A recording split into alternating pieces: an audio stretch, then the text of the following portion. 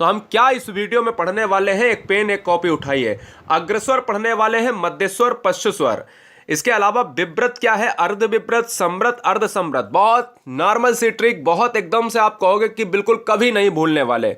अल्प प्राण क्या है, महाप्राण क्या है, अघोष क्या है, घोष क्या है, सब कुछ एकमात्र वीडियो में 20 मिनट के अंदर पूरा चित्रात्मक और पूरा डिटेल से हम व्याख्यात्मक समझाएंगे।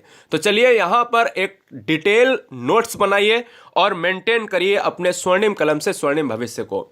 यहां पर आपका जो चैप्टर नंबर है, यानी चैप्टर का जो नाम है, वो होना चाहिए स्वर वर्ण। आप ध्यान दीजिएगा दोस्तों कि स्वर वर्ण की जब भी बात होती है तो स्वर वर्ण को 2 भागों में डिवाइड करते हैं। यानी अब हम जब भी देखते हैं कि भाई स्वर क्या है, तो स्वर दोस्तों होते हैं जो स्वतंत्र बोले जाते हैं। ध्यान दीजिएगा, जो स्वर होते हैं वो क्या होते हैं, स्वतंत्र बोले जाते हैं, वही स्वर है। स्वरों की संख्या कितनी होती है, तो मैं कहता हूं कि 11 स्वर होते हैं और 33 जो होते हैं वो दोस्तों व्यंजन होते हैं। यहां पर स्वर जब डिवाइड होते हैं तो पहला डिवाइडेशन होता है कि स्वर जीव के प्रयोग के आधार पर और मुख द्वार खुलने के आधार पर। अब यही तो क्वेश्चन बनता है, 4 ऑप्शन दे देगा, कह देगा बताओ कि निम्न में समृत स्वर कौन सा है। अब बच्चा कंफ्यूज, क्योंकि उसका कॉन्सेप्ट ही क्लियर नहीं है। अधूरा ज्ञान मत लेना, अधूरा ज्ञान खतरनाक होता है। इसलिए सिलेक्शन जिस बच्चे को, जिस बहन भाई को लेना होगा, वो बहुत शिद्दत के साथ पढ़ेगा, माता पिता के सपने को साकार करेगा। तो सबसे पहले हेडिंग डालिएगा जीव के प्रयोग के आधार पर, उसमें अग्रस्वर लिखिए, मध्यस्वर या केंद्रीय स्वर या पश्चस्वर। विव्रत लिखिए मुख द्वार खुलने के आधार पर, अर्ध विव्रत लिखिए, समृत लिखिए और अर्ध समृत लिखिए। ठीक है, चलिए यह उम्मीद है कि आपने लिख लिया होगा, वीडियो को रोक लीजिएगा। अब हम बात करते हैं, सबसे पहले इसमें हेडिंग पड़ेगी अग्रस्वर। अग्रस्वर क्या है, अग्रस्वर कितने होते हैं, बहुत आसान से आपके मुंह के द्वारा ही हम सारी चीजें क्लियर करेंगे। देखिए, जिन स्वरों के उच्चारण में जीव का आगे का हिस्सा उठता है अग्रस्वर कहलाते हैं। मतलब जब भी आप इनको बोलेंगे तो जीव का आगे का हिस्सा सक्रिय रहेगा। मतलब जो मुखद्वार के लगभग बाहरी हिस्से से बोले जाते हैं वही दोस्तों अग्रस्वर कहलाते हैं। इनकी संख्या क्या है, 4। जैसे नाम से ही पता चल रहा, अग्र माने आगे, जीव के आगे के हिस्से से जो यहाँ पर बोले जाएं, या जीव का आगे का हिस्सा सक्रिय रहे, या जीव के आगे का हिस्सा क्या उठे, वही अग्रस्वर है। जैसे ई ए, ये क्या है, ये दोस्तों अग्रस्वर में आते हैं। अब जैसे अगर मैं व्यंजन की बात करूं तो आप कहते थे कि अगर का बोलना है का, तो ये बिल्कुल कंठ के अंदर पिछले हिस्से में, और अगर मुझे ई बोलना है ई, तो हम कहेंगे ई हमारा आता है आगे। इसी तरीके से हम व्यंजन में जब हम बोलते थे पा वर्ग में, तो पा वर्ग ये बिल्कुल और आगे आ जाता था। तो मतलब हमारा ये है कि जीव का आगे का हिस्सा सक्रिय है तो वो अग्रस्वर होंगे। इनकी संख्या एग्जाम में पूछी जाती है, 4 है। ए 4 ऑप्शन दे देगा और उसमें कहीं पर बीच में छोड़ देगा कि ये बताओ कि इसमें से अग्रस्वर कौन सा है, तो उस तुरंत ऑप्शन को लॉक कर देना। ठीक है, चलिए मध्यस्वर क्या होता है ये भी जान लो। मध्यस्वर तो बहुत आसान है, मध्यस्वर और वाह्य स्वर, जो पिछला स्वर जिसको पश्च स्वर कहते हैं। मध्यस्वर को हम केंद्रीय स्वर के नाम से जानते हैं बेटा। मध्यस्वर वो होता है जिसमें जीव का बीच का हिस्सा सक्रिय रहता है। ध्यान दीजिए, जिस स्वर के उच्चारण में जीव के बीच का हिस्सा उठता है मध्यस्वर या केंद्रीय स्वर कहलाता है। अब इनकी संख्या मात्र 1 होती है, जो केवल मात्र छोटा आ है। आ। अब देखो, आ बोलोगे, जब छोटा आ बोलोगे तो आप बीच वाले हिस्से से बोलोगे, यहां से। जब आप कहोगे पूरा मुंह खोलोगे आ, तो यहां से आवाज निकलेगी। ध्यान दीजिएगा, अ बोलोगे तो यहां से, आ बोलोगे तो यहां से। अब बोल के देखो, अ यहां से निकल रही है, आ यहां से निकल रही है। तो सिंपल सी बात है कि जो मध्य से बोला जाएगा वो आपका मध्य स्वर, जो पश्च से बोला जाएगा वो आपका पश्च स्वर। क्लियर है, कोई डाउट नहीं होना चाहिए। चलिए question number, point number 3। Point number 3 क्या है बेटा, समझिएगा। हेडिंग डालिएगा पश्च स्वर। पश्च स्वर आपको पता ही है कि जैसा नाम वैसा ही क्या होगा, जैसा नाम वैसा काम। अब देखो, पश्च स्वर का मतलब होता है, पश्च का मतलब पीछे। जिन स्वरों के उच्चारण में जीव के पीछे का हिस्सा उठता है बेटा, वो क्या कहलाते हैं, पश्च स्वर कहलाते हैं। यानी पीछे का हिस्सा। जीव कहाँ पर है, देखो, एक तो जीव आपका जीव, जैसे ये वाली जीव है, ये जीव है, आगे का उठा था तो ई ए कहलाया, यहाँ पर उठा था तो छोटा आ कहलाया, अब ये जीभ नीचे तक गई है, गले तक गई है दोस्तों, तो ये जो जीभ गले तक गई है ये पिछला हिस्सा है, और ये अगर पिछला हिस्सा है तो वो पश्च स्वर कहलाएगा, और अगर ये पिछला हिस्सा है तो ये सक्रिय भी रहेगा। मतलब जीभ का पीछे का हिस्सा सक्रिय रहे, जीभ के पीछे का हिस्सा उठे तो वही पश्च स्वर है, वही पश्च स्वर कहलाते हैं दोस्तों। जरा संख्या देख लेता हूं। संख्या इनकी 5 है। संख्या एक बार भूल जाओ कोई दिक्कत नहीं है, आप मुंह से उसको बोल लो, रटने की कोई दिक्कत नहीं है। जैसे अगर आपके दिमाग में आ गया कि 4 ऑप्शन है, बोला कि एक ऑप्शन में ई दिया है, एक ऑप्शन में ए दिया है, एक ऑप्शन में छोटा आ दिया है, और एक ऑप्शन में दिया है बड़ा आ। अब बताओ इनमें से कौन सा पश्च स्वर है। अब आपसे पूछ लिया, अब आपको तो रटना है तो भूल सकते हो। अब ध्यान दीजिएगा कि आपने कहा कि सर पश्च स्वर, सर ने ये बताया था कि बिल्कुल पीछे का हिस्सा, बिल्कुल गले वाला हिस्सा। पश्च स्वर बताना है तो ई, मैंने कहा ई, ये तो गले से नहीं आवाज आ रही, ये तो भैया आगे से आ रही, ये ए आगे से आ रही, आ ये मध्य से आ रही, जीभ का मध्य का हिस्सा, आ तो ये है हमारा पीछे का हिस्सा, इसलिए इस क्वेश्चन का आंसर ऑप्शन डी जाएगा।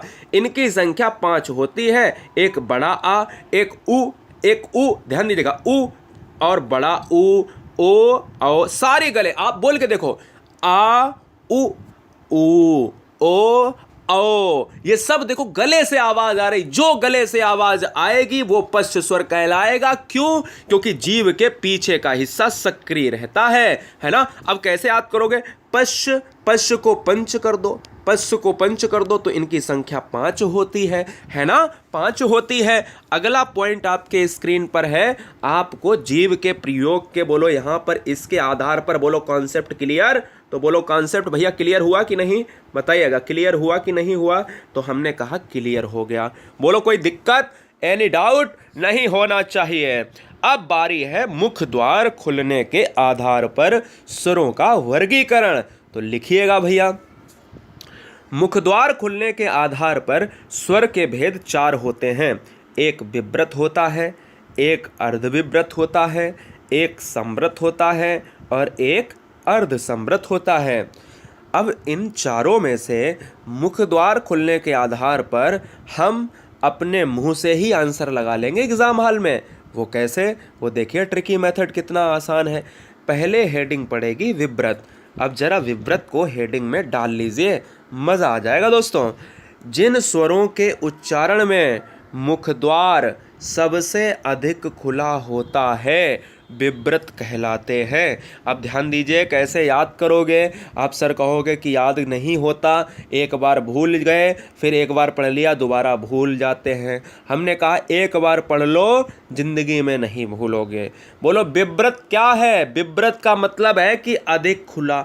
अधिक खुले का मतलब है कि डब्बे जैसा मुंह खुला। हमारी माताएं, हमारी बहनें घर में, अरे क्यों डब्बे जैसा मुंह खोले हो, बंद करो मुंह, है ना, इस तरीके से बोला जाता है। तो विव्रत का मतलब होता है दोस्तों बड़ा डब्बे जैसा मुंह खोलना, यानी बड़ा।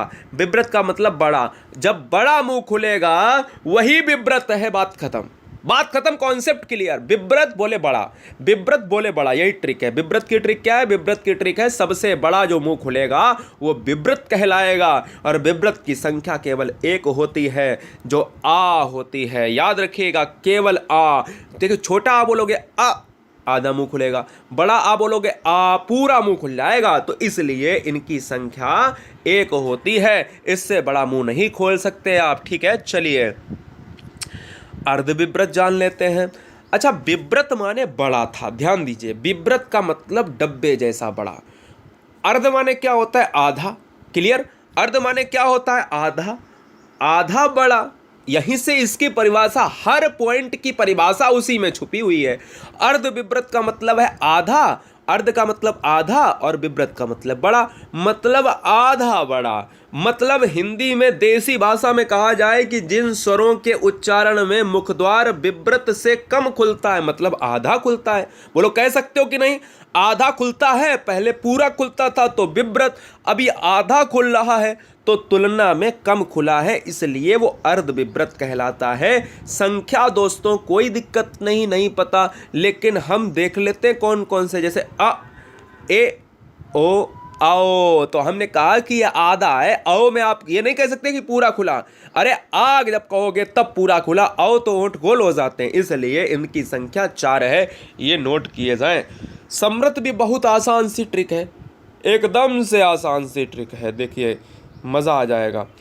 एक बार हेडिंग डालिएगा समृत स्वर। समृत स्वर बेटा कौन कौन से होते हैं, एक बार हेडिंग डाल लीजिएगा फिर इसी बात पर।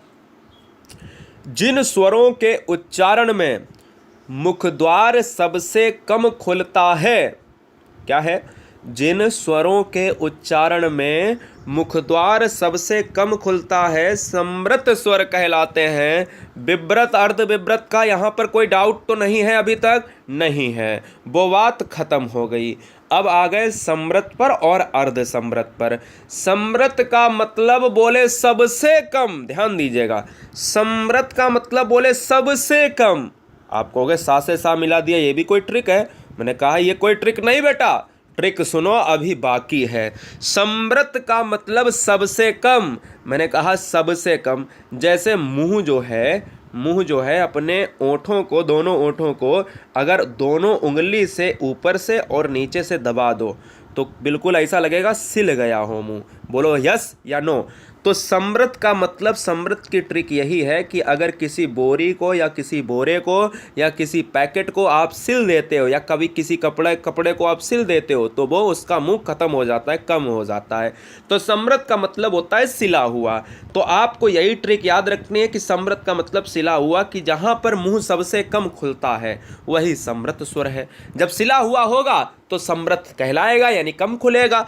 इनकी संख्या 4। अब देखो, अब आप धीमे से बोलो, मुंह नहीं खुलेगा आपके। आप ऐसे समझो कि मेरे मुंह में चोट लगी है ना, आपके मुंह में नहीं, मेरे मुंह में समझ लो, ठीक है ना। आपके मुंह में कुछ नहीं होना चाहिए। देखिए मैं बोलूँगा ई, मेरा मुंह ही नहीं खुलता है, मेरे मुंह में चोट लगी तो मैं बोलूँगा ई, है ना, मुंह ही नहीं खुल रहा है क्योंकि सिला हुआ है। ओ है ना, तो हम कहेंगे कि मुंह खुल नहीं रहा है तो मतलब समृत होगा, संख्या 4 होगी बेटा। ये 4 हमारा यही ट्रिक थी, जबरदस्त। अच्छा, समृत से मुझे याद आया कि जैसे विव्रत और अर्धविव्रत, समृत और अर्धसमृत। अच्छा, अब ये मत कर देना कि समृत में हमने देखा कि सिला हुआ और आप अर्ध समृत में कम सिला हुआ, ये कम ही सिला हुआ होगा, नहीं तो आप बिल्कुल सिल दो। अरे अर्ध समृत, समृत का मतलब सिला हुआ और अर्ध समृत का मतलब आधा सिला हुआ, मतलब खुलेगा, थोड़ा सा ज्यादा खुलेगा। ध्यान दीजिएगा, समृत में कम खुलता था लेकिन अर्ध समृत में उससे ज्यादा खुलेगा क्योंकि आधा सिला हुआ है। आधा सिला हुआ है तो थोड़ा सा मुंह ज्यादा खुलेगा, और थोड़ा सा अगर मुंह ज्यादा खुलेगा तो वो अर्ध समृत कहलाएगा। बोले सर संख्या, तो संख्या 2 होती है, एक ए होती है, एक छोटा ओ होती है, दोनों छोटे छोटे हैं, अर्ध समृत कहलाएंगे। बोलो कॉन्सेप्ट क्लियर? मैंने कहा कॉन्सेप्ट क्लियर। अब हम चलेंगे अल्प प्राण महाप्राण। उसके पहले हमने क्या देखा? हमने देखा कि भैया विव्रत स्वर और समृत स्वर को देख लिया बहुत अच्छे से, ठीक है। ये हमारा कॉन्सेप्ट ये वाला क्लियर हो गया और ये वाला क्लियर हो गया, ठीक है भैया। चलिए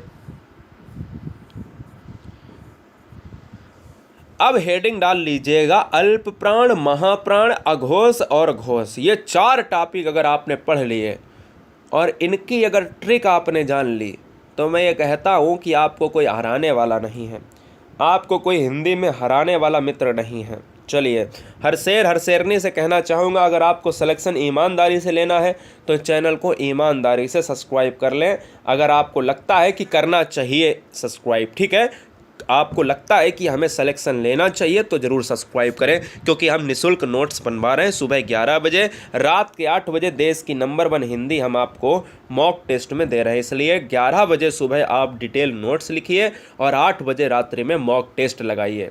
और रात के 10 बजे जीके चल रही है, पहली क्लास स्टार्ट हो रही है रात्रि 10 बजे। अल्प प्राण व्यंजन एवं महाप्राण व्यंजन क्या होते हैं? तो हेडिंग डालो, एक क्वेश्चन यहाँ से बनेगा। उच्चारण के अनुसार व्यंजनों को 2 भागों में बांटा गया है। पहला है, पहला क्वेश्चन यहीं से बन सकता है। ये ऑप्शन दे देगा कि कितने भागों में बांटा गया है, तो आप यहाँ पर 2 लगा के आना, ठीक है ना। उच्चारण के अनुसार, उच्चारण के अनुसार ध्यान दीजिएगा। अभी अघोष और सघोष पढ़ेंगे तो वहाँ पर परिभाषा अलग हो जाएगी। तो उच्चारण के अनुसार व्यंजन जो है 2 भागों में बटे हैं। पहला है अल्प प्राण और दूसरा है महाप्राण। अब अल्प प्राण और महाप्राण की जब भी हम बात करते हैं तो हम उसको कैसे समझेंगे ये जानेंगे, एक एक स्लाइड में हम जानेंगे। देखिए आप सभी जानते हो कि वर्ग होते हैं, पूरे 5 वर्ग होते हैं, ठीक है। पूरे 5 वर्ग होते हैं। इस या को अगर हटा दिया जाए, का वर्ग होता है जिसमें का खा गा, यानी का, ध्यान दीजिएगा इस तरीके से, ये भी अलग अलग लिखा है, का खा गा घा और इंग्या होता है। इसी तरीके से चा होता है, चा होता है, छा होता है, जा होता भी लिखना मत, झा होता है, वहाँ होता है ना। इस तरीके से बता रहा हूँ। तो ये 5 वर्ग होते हैं। अगर नहीं समझ में आए तो यहाँ से समझ लीजिएगा। 5 वर्ग होते हैं। एक का वर्ग होता है, तो का में ये 1 2 3 4 5 होते हैं। इसी तरीके से चा वर्ग है, तो 4 में 1 2 3 4 5 होते हैं। इसी तरीके से टा वर्ग होता है, 1 2 3 4 5 होते हैं। इसी तरीके से ता वर्ग होता है, 1 2 3 4 5 होते हैं। और इसी तरीके से पा वर्ग होता है, 1 2 3 4 5 होते हैं। तो आप ये कहोगे कि यह पूरे 5 वर्गों में हमारे जो व्यंजन है ये बटे हुए हैं, जिसको स्पर्श व्यंजन कहते हैं। ये 25 स्पर्श व्यंजन होते हैं। मैंने प्लेलिस्ट में ऑलरेडी इसको मेंशन कर दिया है, जो आप पहली वाली क्लास में देख सकते हो। चलिए, उच्चारण के अनुसार व्यंजन 2 भागों में बटे हैं, एक अल्प प्राण, एक महाप्राण। तो हेडिंग डाल लीजिएगा अल्प प्राण क्या होता है। अल्प प्राण हेडिंग डाल लीजिएगा। और उससे पहले हम जान लेते हैं कि इसमें जो अल्प प्राण महाप्राण में प्राण शब्द जो है ये क्यों आया है। तो प्राण क्या है, तो प्राण दोस्तों हवा को कहते हैं। संस्कृत में प्राण वायु नहीं होता है, प्राण वायु, यानी हवा को संस्कृत में प्राण कहा जाता है। हम याद रखें, जिस तरीके से हम हवा लेते हैं, सांस लेते हैं अपने जीवन को बचाने के लिए, अपने शरीर को स्वस्थ रखने के लिए, इसी आधार पर कम हवा से उच्चारित ध्वनि अल्प प्राण और अधिक हवा से उत्पन्न ध्वनि महाप्राण। मतलब अल्प माने क्या होता है दोस्तों, कम होता है। अल्प माने क्या होता है, अल्प माने होता है बेटा कम होता है। और महा माने क्या होता है, ज्यादा होता है। मतलब अल्प प्राण में कम ध्वनि होती है और महाप्राण में ज्यादा। याद रखें कि अल्प प्राण में कम और महाप्राण में ज्यादा। जहां पर हम कम हवा की उपस्थिति दर्ज कराते हैं वो अल्प प्राण, जहां पर हम ज्यादा हवा की उपस्थिति दर्ज कराते हैं महाप्राण। चलिए हम चलते हैं, देखते हैं अल्प प्राण क्या है। तो हेडिंग डालिए अल्प प्राण क्या होता है। तो नोट किया जाए, नोट क्या करोगे, नोट करो पहले कि ऐसे व्यंजन जिनको बोलने में कम समय लगता है, और सारा लिखिएगा। मैं फिर आपको ट्रिकी मेथड में समझाता हूँ, क्योंकि क्वेश्चन में कभी कभी संख्या भी पूछ लेता है। और बोलते समय मुख से कम वायु निकलती है, उन्हें अल्प प्राण व्यंजन कहते हैं। ऐसे व्यंजन जिनको बोलने में कम समय लगता है और बोलते समय मुख से कम वायु, क्योंकि नाम ही है अल्प, कम वायु निकलती है, उन्हें अल्प प्राण कहते हैं। इनकी संख्या 20 होती है। अगर मैं बात करूं कि हर वर्ग में अल्प प्राण होगा और हर वर्ग में महाप्राण होगा, तो देखिए आपको अल्प प्राण की ट्रिक लिखनी है। आपको अल्प प्राण की ट्रिक ये लिखनी है कि आपको ऐसा पूरा एक दो है, एक क्या लिख लेना है, ऐसा पूरा चार्ट बना लेना है कॉपी में। और जब चार्ट बनाओगे तो एक अलग कलम की कलर से उसमें एक बॉक्स ऐसा मार देना है, एक बॉक्स ऐसा मार देना है, एक बॉक्स ऐसा मार देना है। और उसमें ट्रिक में ये लिखिएगा, फटाफट ट्रिक में लिखिएगा कि अल्प प्राण व्यंजन हर वर्ग के पहले, तीसरे, 5वें वर्ग के सदस्य होते हैं। यानी एक छोड़ दो, ये पहला कहलाएगा, ये दूसरा कहलाएगा, ये तीसरा कहलाएगा, ये चौथा कहलाएगा, ये 5वां कहलाएगा। मुझे बॉक्स में देखना है 1 3 5। हमने क्या लिखा है, अल्प प्राण 1 3 5 के सदस्य होते हैं। तो 1 2 छूट गया, 3 4 छूट गया, 5।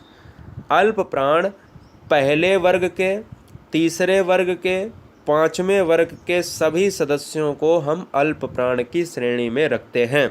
समझ में आया। अगर ऑप्शन में जैसे कह दिया जाए, 4 ऑप्शन दिए जाएं कि बताओ इसमें से अल्प प्राण कौन सा है, अगर खा दे दिया जाए, घा दे दिया जाए, ठा दे दिया जाए, ठीक है ना, ठा दे दिया जाए, ठा, और अगर दे दिया जाए का, तो बताओ अल्प प्राण कौन सा है। तो देखिए खा है क्या, नहीं है, घा है क्या, ये देखो घा है, यह भी नहीं है। ठा है क्या, ठा अल्प प्राण है, बॉक्स बना ही नहीं, नहीं है। का है क्या, बिल्कुल का है, तो इसलिए आंसर ये हो जाएगा। नहीं समझ में आया तो नोट किया जाए। प्रत्येक वर्ग का पहला, तीसरा और पांचवा वर्ण अल्प प्राण है। नोट किया जाए। प्रत्येक वर्ग का पहला, प्रत्येक वर्ग का पहला, तीसरा, पांचवा वर्ण, ध्यान दीजिएगा। प्रत्येक वर्ग का पहला, तीसरा, पांचवा, प्रत्येक वर्ग का पहला, तीसरा, पांचवा, प्रत्येक वर्ग का पहला, तीसरा, पांचवा, बार बार रिपीट करूंगा। पहला, तीसरा, पांचवा, पहला, तीसरा, पांचवा, है ना। तो प्रत्येक वर्ग का पहला, तीसरा, पांचवा वर्ण अल्प प्राण है। ये सभी स्वर अल्प प्राण हैं। संख्या इनकी 20 होती है। 1 2 3 4 5 6 7 8 9 10 11 12 13 14 15 16 17 18 19 20। ध्यान दीजिएगा कि इसके अलावा चारों अंतस्थ व्यंजन भी अल्प प्राण होते हैं। ये नोट में इम्पोर्टेंट फैक्ट लिख लो, क्योंकि ये पहला, तीसरा, पांचवा, ये भी पहला, तीसरा, पांचवा, ये भी पहला, तीसरा, पांचवा, इसके साथ वो भी आ जाता है, पहला, तीसरा, पांचवा, पहला, तीसरा, पांचवा। मेरी बात समझ में आई? बहुत बढ़िया। अब हेडिंग डालिए महाप्राण। बहुत आसान तरीके से आप करोगे, आप कहोगे कि सर ने कॉन्सेप्ट क्लियर करा दिया था, एकदम से मज़ा आ जाएगा। जब आप जिस समय आप एग्ज़ाम में क्वेश्चन को सॉल्व कर रहे होंगे या कर रही होंगी, तो वहाँ पर कहीं ना कहीं हमें याद करेंगे और मुझे बहुत खुशी होगी जब आपका रिजल्ट आएगा, आपका सिलेक्शन होगा जिस दिन। महाप्राण में बेटा बस उल्टा होता है जो बचा बचाया है। जैसे पहला कट गया, तीसरा कट गया, और क्या हो गया, पहला कट गया, तीसरा कट गया, बताइए। हाँ जी, उल्टा हो गया यहाँ पर, ध्यान दीजिएगा, इसको सही करवाते हैं। दूसरा और चौथा कर लेना, ठीक है। ये थोड़ा सा यहाँ पर क्या हो गया, मिसप्रिंट हो गया, इसको हटा देते हैं। ये क्या है, ये हट जाएगा। तो अभी क्या है, ये पहला था, ये दूसरा था, ये तीसरा था, ये चौथा था, पांचवा। ये तो पांचवा कट ही गया, तीसरा भी कट गया, पहला भी कट गया, बचा दूसरा और चौथा। तो आपको याद क्या रखना है, ये वाला वर्ग याद रखना है और ये वाला वर्ग याद रखना है। अब जरा जान लेते हैं क्या है, उसको छोड़ो अभी। वो वाला चार्ट केवल आपने ये वाला चार्ट बनाया था, देखिए कौन सा चार्ट बनाया था, ये वाला आपने चार्ट बनाया था। इसमें जो चार्ट बनाया था ये तो आपके अल्प प्राण हो गए, और बचे हुए एक ही चार्ट में आप लिख लीजिएगा, एक ही चार्ट बना रहने दीजिए, और बचा हुआ इसमें एक एरो मारिए और इसमें एक में एरो मारिए, और ऊपर लिख दीजिएगा अल्प प्राण, ऊपर लिख दिया अल्प प्राण, यहाँ लिख दीजिएगा यहाँ ऊपर लिख दीजिए, यहाँ पर महाप्राण, यहाँ लिख दिया महाप्राण, यहाँ लिख दिया अल्प प्राण, यहाँ लिख दिया अल्प प्राण, यहाँ लिख दिया अल्प प्राण। तो मतलब 3 लाइन अल्प प्राण की है और 2 लाइन है महाप्राण की। अब चलिए हम इसको डिटेल में समझ लेते हैं कि क्या है। कि ऐसे व्यंजन जिनको बोलने में अधिक प्रयत्न करना पड़ता है और बोलते समय मुख से अधिक वायु निकलती है, उन्हें महाप्राण कहते हैं। इनकी संख्या बहुत अच्छे से आपको याद रखना है कि महाप्राण व्यंजन की संख्या 15 होती है। जरा हम जान लेते हैं महाप्राण कौन कौन से होते हैं। जैसे हमने कहा था कि का है, खा है, गा है, घा है और ये। तो हमने कहा पहला, तीसरा और पांचवा ये तो हमारे अल्प प्राण हो गए, और बचा हुआ हमारा दूसरा वर्ग और चौथा वर्ग। तो ये खा खरगोश घा घड़ी, यही तो बता रहा है, खा खरगोश घा घड़ी। इसी तरीके से अगर हम चा वाले वर्ग में देखें, चा, छा, जा, झा और वह, पहला कट गया, तीसरा कट गया, ये अल्प प्राण है, ये कट गया, बचा हमारा छा छाता जहाँ से झरना, छा छाता जहाँ से झरना, ये हो गया। इसी तरीके से एक और देख लेता हूँ, अच्छा फिर चलता हूँ, टा ठा डा ढा, ये कट गया, तीसरा कट गया, पांचवा कट गया, ठा ठटेरा ढा ढक्कन, यही तो है। मतलब कहने का मतलब यही है कि प्रत्येक वर्ग दूसरा और चौथा वर्ड अगर लेकर आता है तो वो महाप्राण है। और साथ ही में दोस्तों एक उत्क्षिप्त व्यंजन जिसको हमने ढा बताया था, उत्क्षिप्त व्यंजन, और चारों उस व्यंजन में हमारे सा सा सा हैं, ये भी महाप्राण के अंतर्गत आते हैं। ये आपको जान लेना है। चलिए अब जान लेते हैं अघोष और घोष क्या होते हैं। ये भी इसी चार्ट में समझा देंगे। थोड़ा सा फर्क होता है, थोड़ा सा आपको हेर फेर मिलेगा, थोड़ा सा आपको हेर फेर मिलेगा, समझने का कष्ट करें। कंपन के आधार पर हिंदी वर्णमाला के 2 भेद होते हैं। उच्चारण की दृष्टि से व्यंजन कितने थे, अल्प प्राण और महाप्राण 2 थे। जब कंपन के आधार पर पूछा जाए तो भी दो होते हैं, लेकिन बदल जाता है उनका नाम और उनका पूरा प्रक्रिया क्रम। एक होता है घोष, एक होता है घोष, एक होता है अघोष। याद रखिए दोस्तों, आपने कहीं कहीं सघोष भी पढ़ा होगा, तो घोष को ही हम सघोष के नाम से जानते हैं। चलिए एक चार्ट बना लो दोस्तों इसी बात पर। अब बहुत आसान भाषा में, अभी तक मैंने क्या पढ़ा था कि पहला, तीसरा, पांचवा ये क्या है? ये दोस्तों आपके हैं अल्प प्राण। बोलो सर यस, ये कॉन्सेप्ट क्लियर। अब मैं कह रहा हूँ कि दूसरा और चौथा ये क्या है? ये है दोस्तों महाप्राण। बोलो कॉन्सेप्ट क्लियर, ठीक है। अब मैं कह रहा हूँ अघोष और घोष को बताओ, तो पहले हेडिंग डालो अघोष और एक चित्र इतना बना लो फटाफट, ओलम टाइप की लिख लो। अघोष व्यंजन को करने के लिए बहुत आसान सी ट्रिक है। हर वर्ग यानी 5 वर्ग होते हैं, 1 2 3 4 5, हर वर्ग के प्रथम 2 सदस्य यानी पहले के 2, पहले के दूसरे के 2, तीसरे के 2, चौथे के 2, पांचवें के 2। अघोष व्यंजन की बहुत आसान सी ट्रिक है कि हर वर्ग के प्रथम 2 सदस्य अघोष कहलाएंगे और साथ में उस व्यंजन का हा छोड़कर सा तीनों सा, हा छोड़कर तीनों सा अघोष कहलाएंगे। यह दोस्तों 2 2 4 2 6 2 8 2 10 11 12 13 अघोष की संख्या 13 होती है।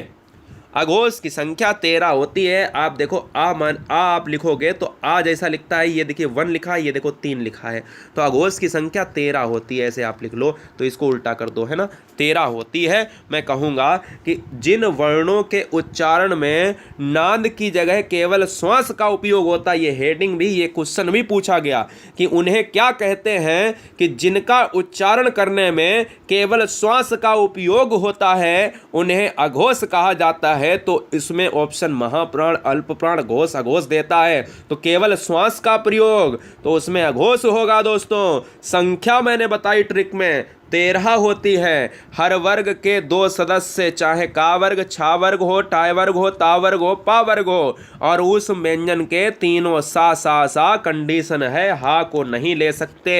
हा के किस में आएगा? अघोष में ना आकर सघोष में आएगा, जिसको घोष कहेंगे। यह बात दिमाग में फीड कर लीजिएगा। वीडियो को लाइक नहीं किया है, बहुत गलत बात है। नोट्स को प्रोवाइड किया जाएगा, सर्च करें टेलीग्राम ग्रुप GURUJI एक स्पेस WORD, बहुत अच्छे से स्पेलिंग डालें, सिंपल सी स्पेलिंग है लेकिन बच्चे WORD डाल देते हैं जिसमें ग्रुप नहीं आता है। गुरुजी वर्ड डालें, उसमें ग्रुप आएगा, ज्वाइन कर लें। हज़ारों बहनें, लाखों बहनें जुड़ी हुई हैं, लाखों भाई जुड़े हुए हैं। अब इसका उल्टा होता है घोष बेटा। घोष में, अघोष में क्या था? स्टार्टिंग के 2 वर्ग यानी स्टार्टिंग के 2 सदस्य हर वर्ग के, और उसमें बचे बचाए घोष में आ जाएंगे, यानी ये हो जाएंगे 3 इसके, 3 इसके, 3 इसके, 3 इसके, 3 इसके, है ना, 1 2 3 4 5 5 15, तो यही हो गए। और 16 17 18 19 20 यानी या रा ला वा 4 अंतस्थ आएंगे, और एक उसमें हा छोड़ के आया था, तो ये एक हा भी आ जाएगा और अंतस्थ व्यंजन चारों आ जाएंगे। तो भैया हम कहेंगे कि इसमें संख्या कितनी हो जाएगी? 20 हो जाएगी। घोष 20 होते हैं, लेकिन एक और कंडीशन है, टोटल घोष अगर पूछे जाए तो बेटा 31 होती है। क्यों? जरा जान लेते हैं। जिन वर्णों के उच्चारण में केवल नाद का प्रयोग क्वेश्चन में पूछा जाता है कि जिसमें श्वास का हो वो घोष नहीं अघोष कहलाएंगे, और जिसमें दोस्तों क्या हो, जिसमें घोष हो और उसमें नाद का प्रयोग होगा। अगर नाद का प्रयोग होगा तो वो घोष या सघोष, केवल श्वास का तो वो केवल अघोष। दोनों कंडीशन है। घोष सघोष तो एक ही होता है, उसमें केवल नाद का प्रयोग, और अगर अघोष की बात करेगा तो उसमें केवल श्वास का प्रयोग। इनकी संख्या 31 होती है, क्योंकि 20 तो हमने यही गिना दिए, और 11 क्या होते हैं? स्वर और होते हैं, जो हम जानते हैं कि स्वर भी क्या होते हैं, सभी स्वर घोष होते हैं। नीचे एक नोट पॉइंट लिखो, नोट में लिखो कि सभी स्वर भी घोष कहलाते हैं हिंदी में। जरा कमेंट कीजिएगा कि बिल्कुल कॉन्सेप्ट क्लियर हुआ। तो सारा कॉन्सेप्ट दोस्तों हमने क्लियर कर लिया। बताओ कोई समस्या, कोई डाउट होना चाहिए। हम पूरी हिंदी को 12 से 13 वीडियो में कवर कर रहे हैं, तो ये अच्छी सुविधा, निःशुल्क नोट्स आपको अच्छी तरीके से मिल रहे हैं जो आपको हज़ारों रुपए देकर भी आपको नहीं मिल सकते। इसलिए हम कहेंगे कि आपके लिए एक बेहतरीन मौका है सिलेक्शन को लेने का। जय हिंद।